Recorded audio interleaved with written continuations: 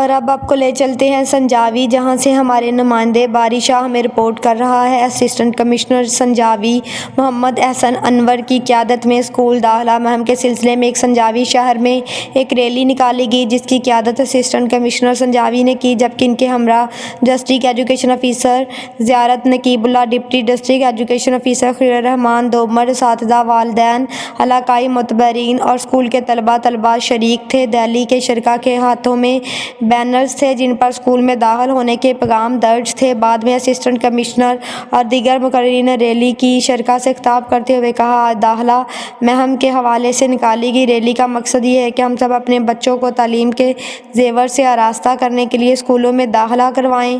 داخلہ مہم ہمارے معاشرے کے لیے ایک مثبت قدم ہے۔ انشاءاللہ یہ پیغام ہر گھر تک اسی مہم کے ذریعے پہنچایا جائے گا۔